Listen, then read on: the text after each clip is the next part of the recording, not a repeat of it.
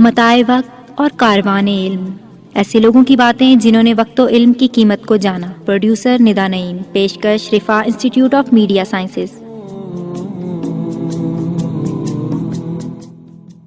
بسم اللہ الرحمن الرحیم۔ سامعین السلام علیکم ورحمۃ اللہ وبرکاتہ۔ پروگرام متاع وقت اور کاروان علم کے 7ویں قسط کے ساتھ ذوالقرنین حیدر حاضر خدمت ہے۔ آج کے پروگرام میں انشاءاللہ العزیز ہم کاروان علم میں سے کچھ مزید شخصیات کی زندگیوں کو دیکھیں گے کہ انہوں نے کس طرح اپنے وقت کو قیمتی بنایا اور اپنی زندگی گزاری۔ ان کی زندگی پر مختصر سی روشنی ڈالیں گے تاکہ ہم بھی اس طرح ان کے نقش قدم پر چلنے کی کوشش کریں اور ہمارے اندر بھی وہ جذبہ پیدا ہو جس طرح ان لوگوں نے کام کیے ہیں اور جو انہوں نے علمی خدمات سر انجام دی ہیں ان کو دیکھنے کی کوشش کریں اور ان سے فائدہ اٹھانے کی کوشش کریں۔ آج جو پہلی شخصیت میرے پاس ہیں میں جن کا تذکرہ میں آپ کے ساتھ کرنا چاہوں گا اس میں سے ہے امام خلیل نحوی رحمۃ اللہ علیہ۔ امام خلیل نحوی رحمۃ اللہ علیہ بہت بڑی شخصیت ہیں اور بہت بڑا مقام ہے ان کا علمی حلقوں میں اور بہت بڑی علمی خدمات انہوں نے سر انجام دی ہیں۔ اور امام خلیل نحوی رحمۃ اللہ علیہ علمی عروض کے موجد بھی ہیں۔ علامہ سیوطی رحمۃ اللہ علیہ نے ان کے بارے میں لکھا ہے کہ وَكَانَ آيَةً فِي الذَّكَاءِ وَكَانَ النَّاسُ يَقُولُونَ لَمْ يَكُنْ فِي الْعَرَبِيَّةِ بَعْدَ الصَّحَابَةِ أَزْكَى مِنْهُ وَكَانَ يَحُجُّ سَنَةً وَيَقْضُ سَنَةً۔ کہتے ہیں کہ سب سے زیادہ ذہین شخصیات میں سے تھے امام خلیل نحوی رحمۃ اللہ علیہ، اور عربی کے ادب کے اندر صحابہ کے بعد ان سے ذہین شخصیت اور ان سے قابل شخصیت میں نے نہیں دیکھا۔ اور امام خلیل نحوی رحمۃ اللہ علیہ ایک سال حج کیا کرتے تھے اور ایک سال جو ہے نا جہاد پہ جاتے تھے۔ امام خلیل نحوی رحمۃ اللہ علیہ کو انسانی تاریخ کے ذہین اور اختراعی صلاحیت کے حامل لوگوں میں سے جانا جاتا ہے۔ کہا جاتا ہے کہ ایک مرتبہ آنکھ کی کسی خاص بیماری کا علاج کرنے والے ایک طبیب، ایک حکیم کا انتقال ہو گیا۔ اب لوگوں کو اس دوا کی ضرورت پڑی جس کا نسخہ حکیم صاحب کے پاس ہی موجود تھا۔ امام خلیل نحوی رحمۃ اللہ علیہ نے وہ برتن منگوایا جس میں وہ دوا بنائی جاتی تھی، اور سونگھتے سونگھتے اس میں سے انہوں نے 15 اجزاء نکال دیے اور اس سے انہوں نے دوائی اخذ کی اور دوائی بنا لی۔ بعد میں جب اس طبیب کے کتب خانے سے اس دوا کا نسخہ ملا تو اس میں 16 اجزاء تھے، یعنی خلیل نحوی رحمۃ اللہ علیہ سے صرف ایک جز رہ گیا تھا، باقی 15 جز انہوں نے صرف اس برتن سے سونگھتے سونگھتے اخذ کر لیے تھے جس میں دوائی بنائی جاتی تھی۔ اس سے اندازہ لگائیے سامعین کہ اللہ تعالیٰ نے ان لوگوں کو کس طرح صلاحیت عطا فرمائی تھی اور کس طرح یہ لوگ قیمتی بنے۔ وجہ یہی تھی کہ ایک تو ان کے دلوں میں اللہ تعالیٰ کا خوف تھا، ہر وقت اللہ تعالیٰ کی یاد ان کے دلوں میں رہتی تھی۔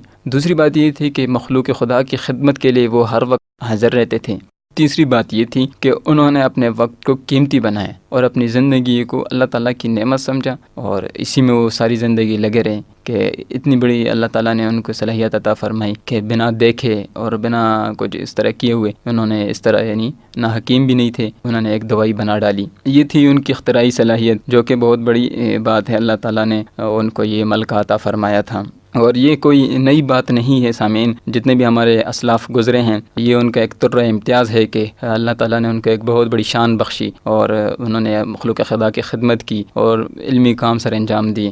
اسی طرح علمی عروض کا فن بھی آپ کی اختراعی صلاحیت کا نتیجہ ہے۔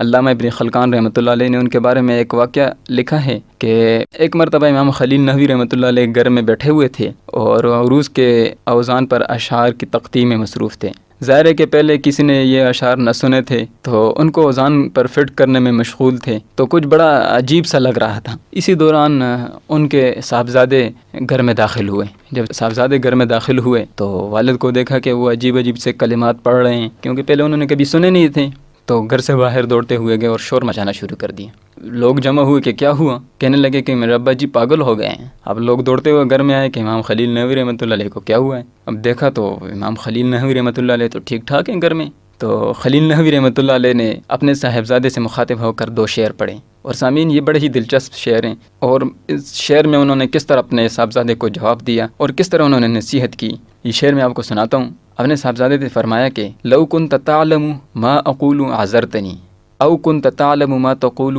عزلتک، اگر تو جان رہا ہوتا جو کچھ میں کہہ رہا ہوں تو تو مجھے معذور سمجھتا، یعنی میرے بارے میں سے پروپیگنڈا نہیں کرتا ہو، یوں شور نہ مچاتا ہو اور بھاگتا ہوا باہر نہ جاتا، لوگوں کو کہتا کیا بجی پاگل ہو گئے۔ آگے کہتے ہیں کہ او كنت تعلم ما تقول عزلتک، یا اگر تو جان رہا ہوتا جو کچھ تو کہہ رہا ہے میرے بارے میں عزلتک تو میں تمہیں ملامت کرتا۔ یعنی جو کچھ تو خود کہہ رہا ہے اپنے منہ سے کہ ابا جی پاگل ہو گئے، تو اگر جان رہا ہوتا کہ تو کیا کہہ رہا ہے تو پھر میں تجھے ملامت کرتا اور میں تجھے برا بھلا کہتا۔ آگے مزید کہتے ہیں کہ لیکن جہلت مقالتی فعزلتنی وعلمت انک جاہل فعذرتک، کہتے ہیں کہ لیکن جہلت مقالتی فعزلتنی، لیکن تو میرے کلام سے، میری باتوں سے ناواقف تھا اور تو نہیں سمجھتا تھا، اس لیے تو نے جو ہے نا بلا سمجھے ہی مجھے ملامت کرنا شروع کر دیا اور باہر جا کے شور مچانا شروع کر دیا کہ ابا جی پاگل ہو گئے۔ لیکن آگے کہتے ہیں کہ وَعَلِمْتُ، میں جانتا تھا، أَنَّكَ جَاهِلٌ فَعَذَرْتُكَ، اور مجھے پتہ تھا کہ تو نہیں جانتا میرے کلام کو، جو کچھ میں یہ اس وقت پڑھ رہا ہوں یا جو کچھ میں اس وقت بنا رہا ہوں، تو اس وجہ سے میں نے تجھے کچھ بھی نہیں کہا اور میں نے تجھے معذور سمجھا۔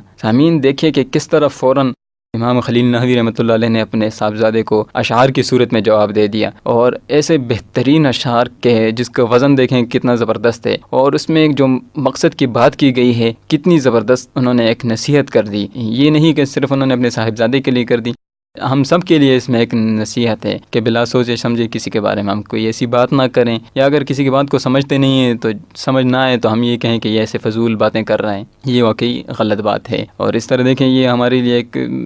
صرف شعر ہی نہیں بلکہ ایک بہت بڑا نصیحت نامہ ہے۔ امام خلیل نحوی رحمۃ اللہ علیہ کی علمی صفات تو بہت زیادہ ہیں، اور وہ ان کا ایک بہت بڑا مقام ہے علمی حلقوں میں، اور بہت بڑی تصانیف انہوں نے لکھی ہیں اور خدمت انہوں نے سر انجام دی ہے۔ اس کے ساتھ ساتھ ان کی شخصیت میں جو اہم بات تھی وہ زہد و تقوی اور بے نیازی اور استغنا جیسے اعلیٰ صفات بھی ان کی شخصیت میں پائی جاتی تھیں، جو کہ ہمارے اسلاف کا طر امتیاز ہے اور جو ہمارے اسلاف کے اندر رچی بسی ہوئی چیزیں تھیں، اور اسی وجہ سے اللہ تعالیٰ نے ان کو کامیاب کیا تھا اور اللہ تعالیٰ نے ان کو مقام عطا فرمایا تھا۔ امام خلیل نحوی رحمۃ اللہ علیہ نے زندگی میں اکثر جو ہے فقر و فاقے کی زندگی گزاری، مگر علم کو اپنا ذریعہ معاش نہیں بنایا، دنیا کی کمائی کے لیے استعمال نہیں کیا۔ سامعین یہ بہت بڑا مسئلہ ہے آج کے دور میں، اور ہمارے جو علمی لوگ ہیں جو اس وقت بڑے بڑے علوم بھی حاصل کر چکے ہیں، لیکن بہت افسوس ہے کہ ہم ان علوم کو جو ہے نا ذریعہ معاش بنا کر استعمال کر رہے ہیں، حالانکہ علم کو کبھی ذریعہ معاش نہیں بنانا چاہیے۔ یہ تو اللہ تعالیٰ کی ایک دین ہے، اس سے مخلوق خدا کی خدمت کرنی چاہیے، اور جو اللہ تعالیٰ نے علم عطا فرمائے اس سے دوسروں کو مستفید کرنا چاہیے۔ ذریعہ معاش کچھ ایسی چیز کو بنانا چاہیے کہ جو اس سے ہٹ کے ہو۔ ابھی کچھ دن پہلے ہمارے ڈاکٹر فہیم خان صاحب جو چیئرمین ہیں RCIB کے، امریکہ میں ہوتے ہیں آج کل، انہوں نے ایک آن لائن لیکچر دیا، تو کسی اسٹوڈنٹس نے ان سے سوال کیا کہ سر جو آپ ہمیں پڑھا رہے ہیں، جو پروگرام آپ نے شروع کیا اسلامک بزنس اینڈ فائنانس کا، تو اس کا کیا اسکوپ ہے باہر کے ممالک میں اور کیا اس کی اہمیت ہے؟ تو انہوں نے اس پہ بڑی اچھی بات کی جو کہ واقعی میں آپ کے ساتھ شیئر بھی کرنا چاہوں گا۔ انہوں نے کہا کہ آپ اس پروگرام کو جسٹ ایک دین کی خدمت سمجھ کر کریں، کیونکہ آج تک کسی نے اس طرح پروگرام شروع نہیں کیا، اور رہی بات اسکوپ کی کہ آپ یہاں سے جانے کے بعد اللہ تعالیٰ آپ کو اچھی نوکریاں بھی دے دے گا، اچھی جابز بھی آپ کو مل جائیں گی، لیکن میری آپ لوگوں سے ایک ریکویسٹ ہے، وہ یہ کہ آپ کبھی بھی اس علم کو ذریعہ معاش نہ بنائیں۔ علم کو کبھی بھی ذریعہ معاش نہیں بنانا چاہیے۔ روزی جتنی اللہ تعالیٰ نے لکھی ہوئی ہے، جہاں پہ لکھی ہوئی ہے وہاں پہ ملے گی، اور کہنے لگے کہ میں امید کرتا ہوں انشاءاللہ آپ کو اچھی سے اچھی نوکری بھی ملے گی، جاب بھی ملے گی، اور ذریعہ معاش آپ کا اچھا ہوگا، لیکن آپ کے ذہن میں کم از کم یہ چیزیں نہیں ہونی چاہیے کہ اس علم کو ذریعہ معاش بنایا جائے۔ یہ ہوتی ہیں بڑے لوگوں کی بڑی باتیں جو ہمارے لیے مشعل راہ ہیں، اور سامعین ہم سب کو اس بارے میں سوچنا چاہیے اور سب کو اس چیزوں پر عمل کرنا چاہیے۔ جیسے ہمارے بزرگوں نے جو باتیں کی ہیں، واقعی ان کے پیچھے ایک بہت بڑا ان کا تجربہ ہوتا ہے، اور ان کی ساری زندگی کی محنت ہوتی ہے، اور جو انہوں نے اتنے بڑے بڑے کام سر انجام دیے ہیں تو وہ یوں ہی نہیں دیے، وہ ان کے پیچھے پوری ایک تاریخ ہوتی ہے اور پورا ایک ان کا ایک سلسلہ ہوتا ہے، جس کی وجہ سے وہ اتنے بڑے کام سر انجام دے دیتے ہیں، اور اپنے وقت کو انہوں نے قیمتی بنایا ہوتا ہے، اس وجہ سے اللہ تعالیٰ نے ان کا مقام بھی عطا فرمایا ہوتا ہے۔ امام خلیل نحوی رحمۃ اللہ علیہ کی میں بات کر رہا تھا، امام خلیل نحوی رحمۃ اللہ علیہ بھی یہی تھے کہ انہوں نے اپنے علم کو کبھی ذریعہ معاش نہیں بنایا، اور آخرت کی فکر ان کو ہر وقت جو ہے نا دامنگیر رہتی تھی، اس لیے زندگی کا لمحہ لمحہ قیمتی بنائے۔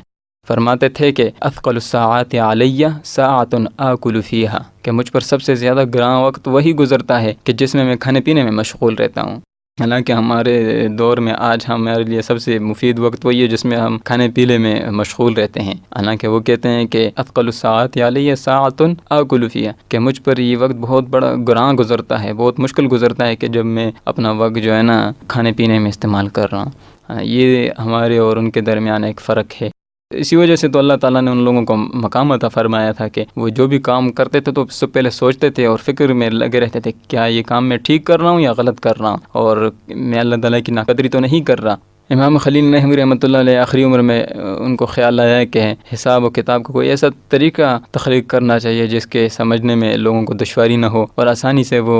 حساب و کتاب کر سکیں، اور اسی فکر میں وہ ہمیشہ دامن گیر رہے آخری عمر میں، اور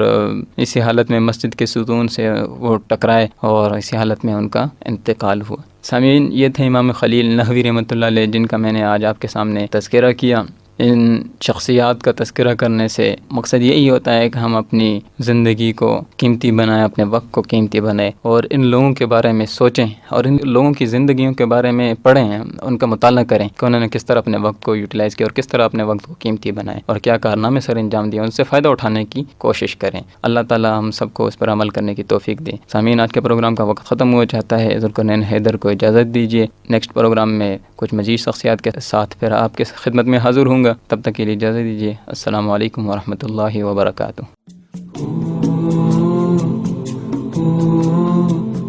ابھی آپ سن رہے تھے پروگرام متاع وقت اور کاروان علم، جس کے لیے ہمارے ساتھ تعاون کیا تھا RCIB رفا سینٹر برائے اسلامک بزنس، پروڈیوسر ندا نعیم، پیشکش رفا انسٹیٹیوٹ آف میڈیا سائنسز۔